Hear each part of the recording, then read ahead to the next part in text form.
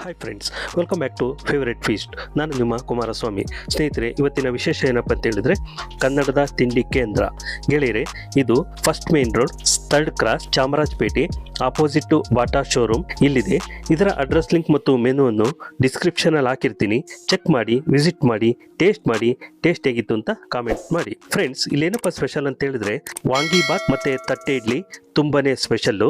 ಹಾಗೆ ಇನ್ನೊಂದೇನಪ್ಪ ಅಂತ ಹೇಳಿದ್ರೆ ನೀವು ಯಾವುದೇ ತಿಂಡಿ ತಗೊಂಡ್ರೆ ಬರೀ 30 ರೂಪಾಯಿ ಮಾತ್ರ ಫ್ರೆಂಡ್ಸ್. ಹೊಟ್ಟೆ ತುಂಬೋಗುತ್ತೆ, ಅಷ್ಟು ಕೊಡ್ತಾರೆ. ಕೇವಲ 30 ರೂಪಾಯಿ ಮಾತ್ರ.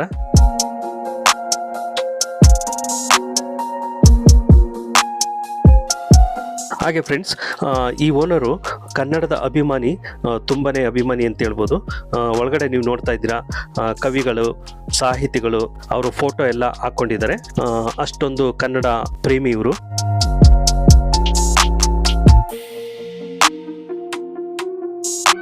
ಹಾಗೆ ಡೈಲಿ ಇವರು 30 ಜನಕ್ಕೆ ಊಟವನ್ನು ಫ್ರೀಯಾಗಿ ಕೊಡ್ತಾರೆ ಫ್ರೆಂಡ್ಸ್.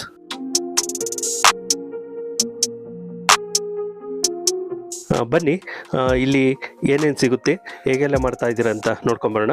ಡೈಲಿ ತಟ್ಟೆ ಇಡ್ಲಿ, ಉದ್ದಿನವಡ, ವಾಂಗಿಬಾತ್, ಚಿತ್ರಾನ್ನ, ಮದ್ದೂರಡ ಇದೆಲ್ಲ ಸಿಗುತ್ತೆ ಫ್ರೆಂಡ್ಸ್. ಬನ್ನಿ ಫ್ರೆಂಡ್ಸ್, ಈಗ ನಮ್ಮ ಜೊತೆ ಕಸ್ಟಮರ್ ಇದ್ದಾರೆ, ಅವ್ರನ್ನ ಮಾತಾಡ್ಸ್ಕೊಂಬರೋಣ. ನಮಸ್ಕಾರ ಸರ್. ನಮಸ್ಕಾರ ಸರ್, ತಮ್ಮ ಹೆಸರು? ಚಂದ್ರಶೇಖರ್ ಅಂತ ಸರ್. ಏನು ತಗೊಂಡ್ರಿ ಇವಾಗ? ಸರ್, ಇಡ್ಲಿ ವಡೆ. ಓಕೆ, ಇಡ್ಲಿ ವಡೆ ತಗೊಂಡಿದ್ವಿ. ಹಾಂ, ಚಟ್ನಿ, ಓಕೆ. ಸಾಗು ಇದೆ. ಓಕೆ, ಸಾಗು ನಾವು ಹಾಕ್ಸ್ಕೊಂಡಿಲ್ಲ. ಓಕೆ. ಇದು ಇಡ್ಲಿ ಹೇಗಿದೆ ಸರ್? ಮಲ್ಲಿಗೆ ಇಡ್ಲಿ ತರ ಇದೆ. ಓಕೆ, ಸೂಪರ್ ಆಗಿದೆ. ತುಂಬ ಇಷ್ಟ ಆಯ್ತಾ? ತುಂಬಾ ಇಷ್ಟ, ಚೆನ್ನಾಗಿದೆ. ತುಂಬ ಸಾಫ್ಟಾಗಿ ಚೆನ್ನಾಗಿದೆ. ಮಲ್ಲಿಗೆ ಇಡ್ಲಿ ತಂದ್ರೆ ಮಲ್ಲಿಗೆ ಇಡ್ಲಿ. ಓಕೆ, ಆ ಥರ ಇದೆ. ವಡ ಹೇಗಿದೆ ಸರ್? ಉದ್ದಿನ ವಡ ಸೂಪರ್ ಆಗಿದೆ, ಚೆನ್ನಾಗಿದೆಯಾ? ಚೆನ್ನಾಗಿದೆ, ಕ್ರಿಸ್ಪಿಯಾಗಿ ಚೆನ್ನಾಗಿದೆಯಾ? ಓಕೆ. ಬೇರೆ ಏನೇನು ಟೇಸ್ಟ್ ಮಾಡಿದ್ದೀರಾ ಸರ್ ಇಲ್ಲಿ? ಸದ್ಯಕ್ಕೆ ಇಡ್ಲಿ ತಗೊಂಡಿದ್ವಿ. ಪುಳಿಯೋಗರೆ, ಟೊಮೊಟೊ ಬಾತು, ಓಕೆ, ಎಲ್ಲ ಚೆನ್ನಾಗಿದೆ. ಓಕೆ. ರೆಗ್ಯುಲರ್ ಬರ್ತಾ ಇರ್ತೀರಾ? ಹಾಂ, ಯಾವಾಗಲೂ ಬರ್ತಿರ್ತೀವಿ.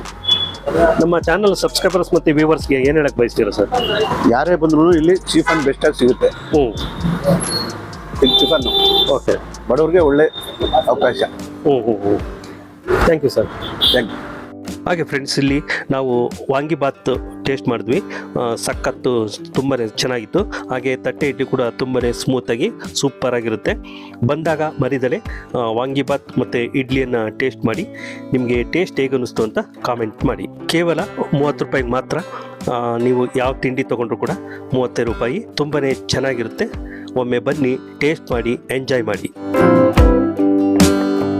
ನೋಡಿ, ಈ ರೀತಿ ಬಾಳೆ ಎಲೆಯಲ್ಲಿ ಹಾಕಿ ಕೊಡ್ತಾರೆ. ಸೂಪರ್ ಆಗಿರುತ್ತೆ ಫ್ರೆಂಡ್ಸ್.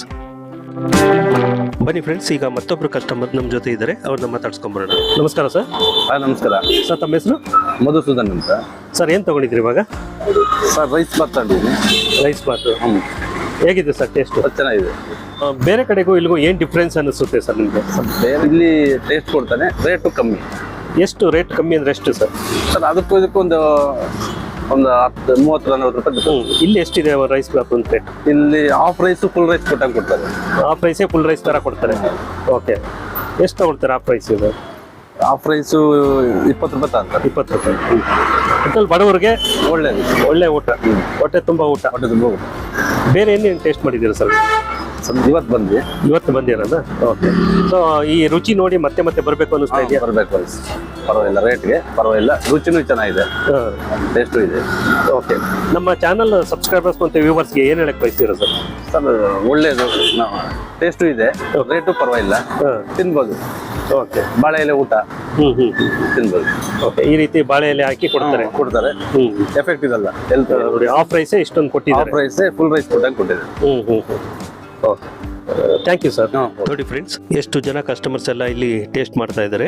ಸೊ ಇದರಲ್ಲೇ ಗೊತ್ತಾಗುತ್ತೆ ಇಲ್ಲಿನ ಕ್ವಾಂಟಿಟಿ ಆಗಲಿ ಕ್ವಾಲಿಟಿ ಆಗಲಿ ಏನು ಸಖತ್ತಾಗಿರುತ್ತೆ ಅಂತ. ತುಂಬ ಜನ ಇಲ್ಲಿ ತಿಂತಾರೆ, ಹಾಗೆ ಪಾರ್ಸಲ್ ಕೂಡ ತಗೊಂಡೋಗ್ತಾರೆ. ಫ್ರೆಂಡ್ಸ್, ಈಗ ಕನ್ನಡದ ತಿಂಡಿ ಕೇಂದ್ರದ ಓನರ್ ಇದ್ದಾರೆ, ಬನ್ನಿ ಅವ್ರನ್ನ ಮಾತಾಡ್ಸ್ಕೊಂಬರೋಣ. ಸರ್, ನಮಸ್ಕಾರ ಸರ್. ಸರ್, ನಮಸ್ಕಾರ.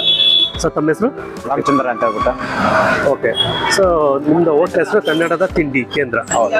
ಏನು ಹೆಸರೇ ಒಂಥರ ಡಿಫ್ರೆಂಟ್ ಆಗಿದೆ ಸರ್, ಏನು ಕಾರಣ ಸರ್? ಯಾಕಂದ್ರೆ ಕರ್ನಾಟಕ ನಮ್ಗೆ ಅನ್ನ, ನೀರು, ಗಾಡಿ, ಓಕೆ, ಹಣ, ಒಂದು ಕೀರ್ತಿ ಎಲ್ಲ ಕೊಟ್ಟಿದೆ. ಓಕೆ.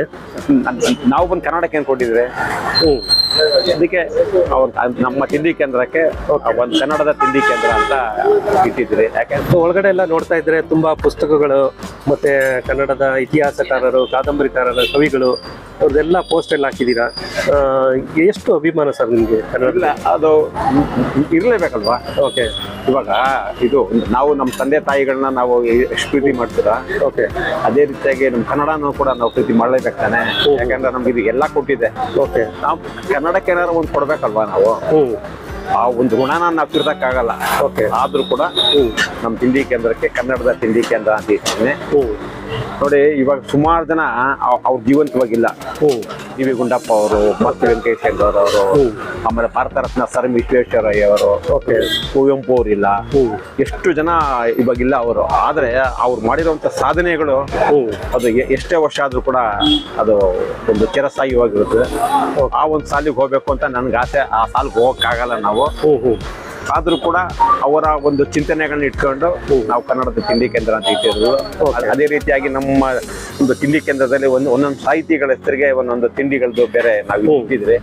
ನೋಡಿ, ಇಲ್ಲಿ ವೆಂಕಟಸುಬ್ಬಯ್ಯ ಟೊಮೆಟೊ ಬಾತು, ಮಾಸ್ತಿ ವೆಂಕಟೇಶ್ ಶಂಕರ್ ಪುಳಿಯೋಗರೆ, ಆಮೇಲೆ ದತ್ತಾತ್ರೇಯ ರಾಮಚಂದ್ರ ಬೇಂದ್ರೆ ಅವರ ನಿಂಬೆಹಣ್ಣು ಚಿತ್ರಾನ್ನ, ಸೀತಾರಾಮಯ್ಯ ಮೊಸರನ್ನ, ಶಿವರಾಮ ಕಾರಂತರ ತರಕಾರಿ ಸಾಗು, ಆಮೇಲೆ ಡಿ ವಿ ಗುಂಡಪ್ಪ ಅವರು ತಟ್ಟೆ ಇಡ್ಲಿ ಅಂತ ಇಟ್ಟಿದ್ರಿ. ಆಮೇಲೆ ಕೆ ಎಸ್ ನರಸಿಂಹಸ್ವಾಮಿ ಚಟ್ನಿ, ಕಾಯಿ ಚಟ್ನಿ, ಆಮೇಲೆ ಪೂತಿ ನರಸಿಂಹಾಚಾರ್ ಚಕ್ಲಿ ಅಂತ, ಗೋಕಾಕ್ ಅವ್ರದ್ದು ನಿಪ್ಪಟ್ಟು ಅಂತ, ಆಮೇಲೆ ಗೋಪಾಲ್ ಕೃಷ್ಣ ಅಡಿಗೆ ಅವ್ರದ್ದು ಕೊಳ್ಬಡೆ ಅಂತ, ಆಮೇಲೆ ಹಂಸಲೇಖ ಅವ್ರ ಜಿಲೇಬಿ ಅಂತ ಇಟ್ಟಿದ್ದೀನಿ. ಆಮೇಲೆ ನೋಡಿ, ಎಲ್ಲದಕ್ಕಿಂತ ಇಂಪಾರ್ಟೆಂಟ್ ಅಂದ್ರೆ ಭಾರತ ರತ್ನ ಸರ್ ಎಂ ವಿಶ್ವೇಶ್ವರಯ್ಯ ಅವರ ಜೀವದ ರಕ್ತನಾಡಿ ನೀರು ಅಂತ ಇಟ್ಟಿದ್ದೀನಿ.